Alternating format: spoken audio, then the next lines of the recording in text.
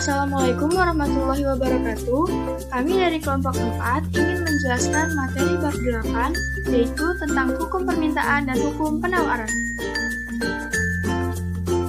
Anggota kelompok kami terdiri dari Nabila Aulia Putri, Nabila Nur Atrilian, Kakak Ari Widianto, dan saya Maula Khairunisa.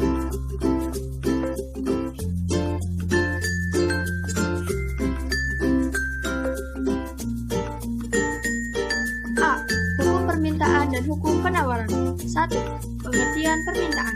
Permintaan adalah keinginan yang disertai oleh kemampuan untuk membeli barang dan jasa pada tingkat harga dan waktu tertentu. Ada 3 hal penting yang berhubungan dengan konsep permintaan. Pertama, kuantitas yang diminta merupakan kuantitas yang diinginkan. Kedua, keinginan konsumen tersebut disertai oleh kemampuan serta kesediaan untuk membeli. Ketiga, kuantitas yang diminta dinyatakan dalam satuan waktu. 2. Hukum permintaan. Ada beberapa faktor yang menentukan besarnya permintaan. Faktor-faktor itu diantaranya adalah harga barang dan jasa itu sendiri, harga barang dan jasa lain, pendapatan, selera, dan juga jumlah penduduk. Jika kita ingin menganalisis pengaruh perubahan harga terhadap permintaan, faktor-faktor lain yang juga mempengaruhi harga kita anggap tidak berubah atau konstan. Dalam ilmu ekonomi, anggapan bahwa hal-hal lainnya konstan dinamakan ceteris paribus. Kita ambil contoh berikut. Ana membeli 5 kg buah jeruk, padahal semula ia hanya berniat untuk membeli 2 kg. Namun karena di toko buah segar sedang ada bulan promosi dengan menurunkan harga jeruk, maka ia memutuskan membeli 5 kg. Sebelumnya, ia juga berniat membeli 5 kg buah apel. Namun harga apel ternyata naik, sehingga ia terpaksa hanya membeli 2 kg.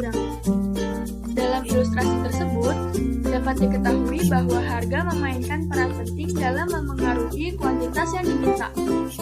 Semakin tinggi harga, semakin rendah pula jumlah yang diminta. Sebaliknya, semakin rendah harga suatu barang dan jasa, semakin banyak jumlah yang diminta. Secara lebih jelas, hukum permintaan ini berbunyi, jika harga suatu barang dan jasa meningkat, kuantitas yang diminta akan menurun. Sebaliknya, apabila harga suatu barang dan jasa menurun, maka kuantitas yang diminta akan meningkat. Ceteris paribus. 3. Kurva permintaan. Tabel permintaan adalah tabel yang menunjukkan kuantitas barang dan jasa yang diminta selama periode waktu tertentu pada berbagai tingkat harga. Informasi dalam tabel permintaan dapat digambarkan dalam sebuah kurva yang dinamakan kurva permintaan. Pada tabel berikut, diberikan contoh kuantitas permintaan Ana terhadap jeruk selama 1 bulan pada harga antara Rp1.000 dan Rp5.000 per kilogram. Sedangkan gambar memperlihatkannya dalam sebuah kurva permintaan. Tabel permintaan Ana terhadap jeruk selama 1 bulan digambarkan dalam kurva permintaan berikut. Perhatikan bahwa kurva permintaan Ana terhadap jeruk memiliki kemiringan negatif, yaitu bergerak dari kiri atas ke kanan bawah. Dari tabel tersebut, dapat kita lihat bahwa kuantitas jeruk yang diminta akan semakin banyak jika harga turun. Sebaliknya, kuantitas jeruk yang diminta akan semakin sedikit jika harga semakin tinggi. Jika tabel ini digambarkan dalam kurva, bentuknya akan terlihat seperti pada gambar. Setiap titik pada kurva permintaan memperlihatkan kombinasi harga dan kuantitas yang diminta oleh Ana. Perhatikan bahwa kurva permintaan Ana terhadap jeruk memiliki kemiringan negatif, yaitu bergerak dari kiri atas ke kanan bawah. Kurva yang diilustrasikan tersebut adalah khusus kurva permintaan satu individu, yaitu Ana. Namun, para ekonom biasanya lebih memfokuskan pada permintaan secara keseluruhan. Pada dasarnya, permintaan pasar terhadap suatu barang dan jasa adalah penjumlahan dari kuantitas yang diminta oleh masing-masing individu di pasar. Dengan Dengan demikian, kurva permintaan pasar adalah kurva yang menunjukkan penjumlahan dari kuantitas yang diminta oleh semua konsumen yang ada di pasar pada periode dan harga tertentu. 4. Pergeseran kurva permintaan. Permintaan tidak saja dipengaruhi oleh harga. Ada banyak faktor lain yang juga dapat mempengaruhi kuantitas permintaan barang dan jasa. Di antaranya adalah harga barang pengganti atau substitusi, pendapatan, jumlah penduduk, dan selera. Pengaruh yang diakibatkan oleh perusahaan faktor-faktor ini terhadap permintaan adalah bergesernya kurva permintaan ke kanan atau ke kiri.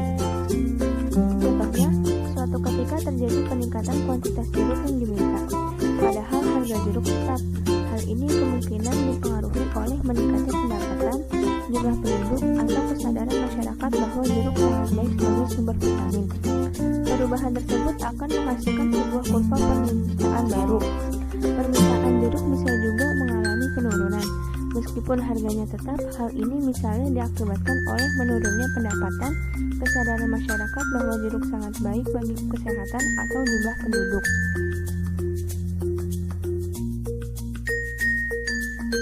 5. Pengertian penawaran.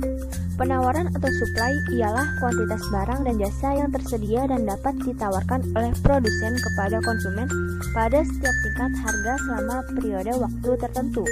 Pengertian ini berlaku dengan menganggap hal-hal lain selain harga tetap, konstan, atau ceteris paribus. Penawaran tidak mempersoalkan jauh dekatnya produsen, tetapi mempersoalkan kuantitas barang yang ditawarkan berkaitan dengan variabel harga. 6. Hukum penawaran. Selain faktor harga, penawaran pun dipengaruhi oleh beberapa faktor lain. Contohnya harga bahan baku, tingkat teknologi, jumlah produsen di pasar, serta harapan atau perkiraan. Namun demikian, seperti halnya dalam permintaan, kita tidak dapat memahami pengaruh semua variabel tersebut sekaligus dalam waktu yang bersamaan.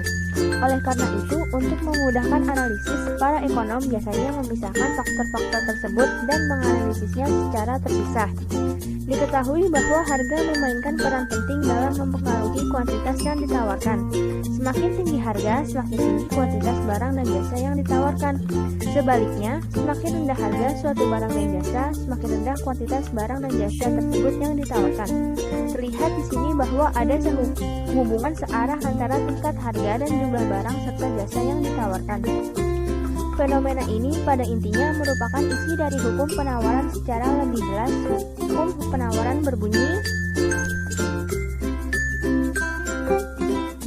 jika harga suatu barang dan jasa meningkat, kuantitas yang ditawarkan juga akan meningkat. Sebaliknya, apabila harga suatu barang jasa menurun, maka kuantitas yang ditawarkan juga akan semakin menurun. Kurva penawaran. Kurva penawaran adalah kurva yang menunjukkan antara harga barang dengan jumlah barang yang ditawarkan. Atau dengan kata lain, kurva ini memiliki grafik dari daftar penawaran. Kurva penawaran dapat diartikan sebagai keseluruhan jumlah barang atau jasa yang ditawarkan pada tingkat harga, waktu, dan tempat tertentu. Kurva penawaran merupakan kebalikan dari kurva permintaan.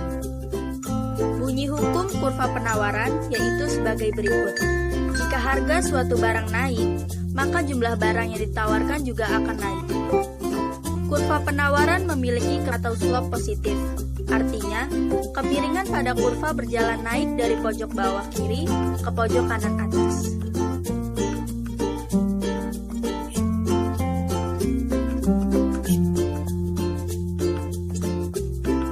Selanjutnya yaitu pergeseran kurva penawaran.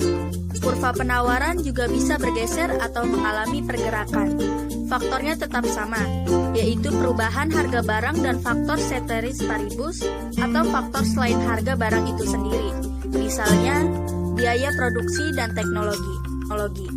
Sebagai contoh, dapat dilihat pada kurva penawaran pada gambar berikut.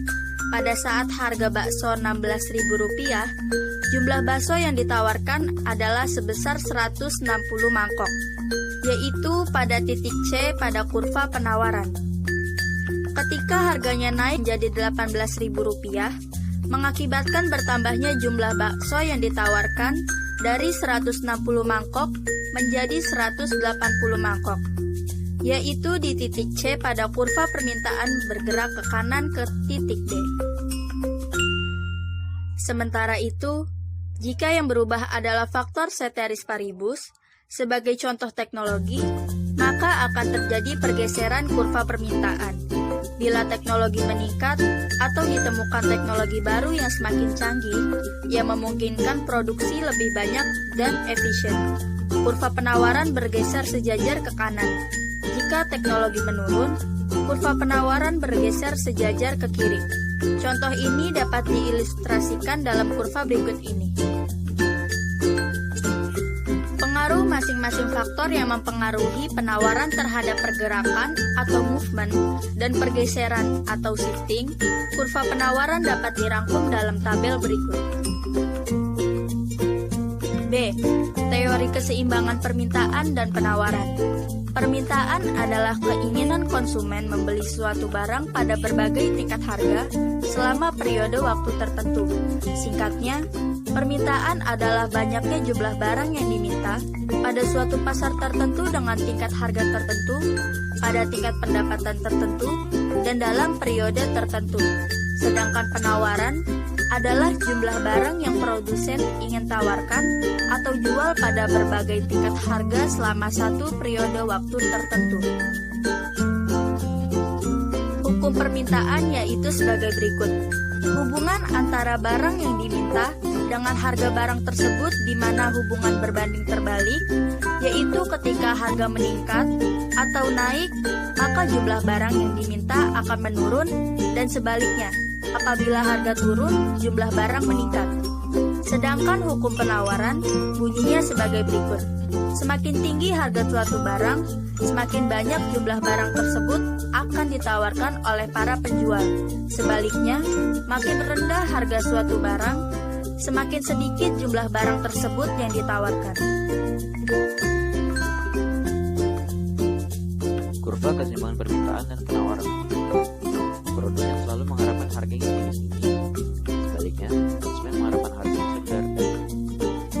Produsen dan konsumen melakukan tawar-menawar. Proses tawar-menawar ini akan memunculkan harga kesepakatan atau apa yang bisa disebut sebagai harga pasar. Harga pasar atau harga keseimbangan, harga yang terbentuk pada titik pertemuan kurva permintaan dan kurva penawaran. Keseimbangan terjadi ketika kuantitas yang ditawarkan oleh produsen sama dengan kuantitas yang diminta oleh konsumen. Di atas harga keseimbangan Rp30 per kilogram, kuantitas yang ditawarkan lebih besar dari kuantitas yang diminta, sehingga menimbulkan surplus penawaran. Sebaliknya, pada harga di bawah Rp3.000 per kilogram, kuantitas yang ditawarkan lebih kecil dibandingkan kuantitas yang diminta, sehingga menimbulkan kekurangan penawaran. Terbentuknya harga dan kuantitas keseimbangan di pasar merupakan hasil kesepakatan antara pembeli dan penjual. Namun demikian, dua belah pihak pada dasarnya memiliki tafsiran yang berbeda-beda terhadap harga sebuah barang dan jasa yang diperjualbelikan di pasar. Tafsiran harga yang diberikan oleh konsumen dan produsen disebut sebagai harga subjektif. Berdasarkan subjeknya, pembeli di pasar dapat digolongkan atas 3 kelompok sebagai berikut. A. Pembeli marginal. Pembeli marginal adalah pembeli yang harga tafsiran atau harga subjektifnya sama dengan harga pasar. B. Pembeli supermarginal. Pembeli supermarginal adalah pembeli yang harga tafsiran atau harga subjektifnya di atas harga pasar. C. Pembeli submarginal. Pembeli submarginal adalah pembeli yang harga tafsiran atau harga subjektifnya di bawah harga pasar. Pembeli submarginal disebut juga sebagai pembeli absolut. Pembeli ini berkeinginan untuk membeli tetapi tidak memiliki kemampuan untuk membeli. Pembeli marginal dan pembeli supermarginal adalah pembeli yang potensial yang akhirnya menjadi pembeli efektif. Pembeli potensial adalah pembeli yang ingin membeli dan mempunyai kemampuan untuk membeli. Berdasarkan harga subjektifnya, penjual di pasar dapat digolongkan atas 3 kelompok sebagai berikut. A. Penjual marginal. Penjual marginal adalah penjual yang harga pokoknya sama dengan harga pasar. B. Penjual supermarginal. Penjual supermarginal adalah penjual yang harga pokoknya di bawah harga pasar. Keuntungan yang mereka dapatkan dapat disebut sebagai premi produsen. Dan yang terakhir adalah penjual submarginal. Penjual submarginal adalah penjual yang harga pokoknya di atas harga pasar. Sekian dari kelompok kami. Mohon maaf jika ada kekurangan atau kesalahan. Wassalamualaikum warahmatullahi wabarakatuh.